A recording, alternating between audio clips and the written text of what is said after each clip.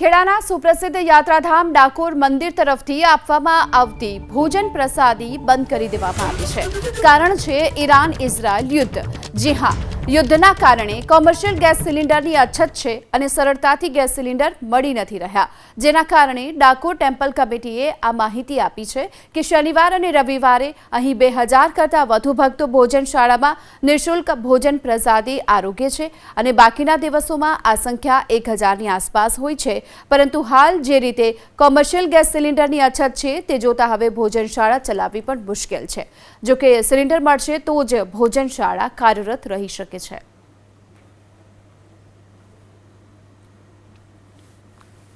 મધ્ય પૂર્વે ચાલી રહેલા યુદ્ધની અસર હવે ગુજરાતમાં જોવા મળી છે।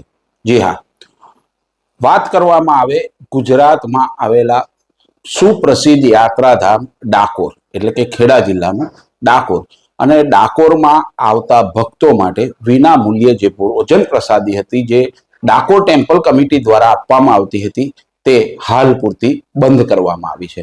આપણી સાથે ડાકોર ટેમ્પલ કમિટીના ઇન્ચાર્જ મેનેજર જોડાયા છે દવે સાહેબ, તેમની સાથે વાત કરી અને સંપૂર્ણ માહિતી લઈશું।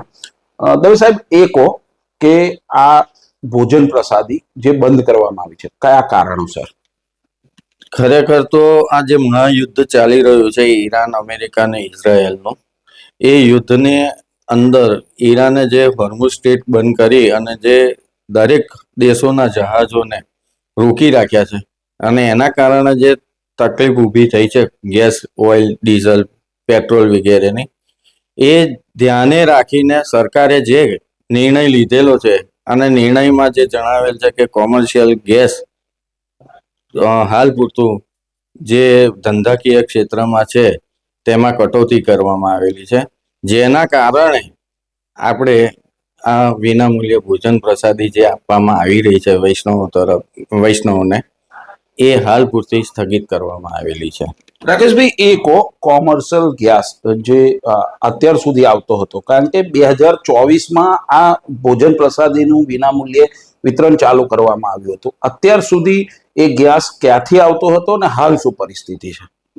અમારા જે કોમર્શિયલ ગેસ બોટલની નોંધણી કરવામાં આવતી જ હોય છે અને અમારી જોડે છે જ।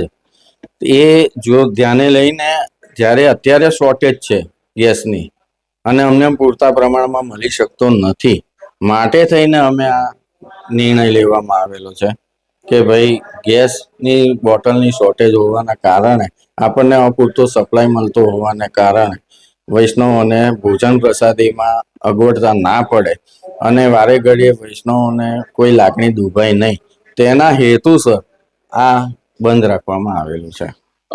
રાકેશભાઈ, એ કહો કેટલા લોકો, કેટલા ભક્તો આ ભોજન પ્રસાદીનો લાભ લેતા હતા? સોમથી શુક્ર જોવા જઈએ તો 1000ની ઉપર, એટલે 1500, 1200, 1500ની આસપાસ વિના મૂલ્ય આપણે 10 વાગ્યાથી ચાલુ કરીએ 1 વાગ્યા સુધી ચાલુ રહેતું હતું અને એમાં પૌષ્ટિક આહાર જ આપવામાં આવતો હતો, ખીચડી, કઢી ને શાક, અને વૈષ્ણવ પ્રેમથી જમતા હતા અને વખાણ પણ કરતા હતા।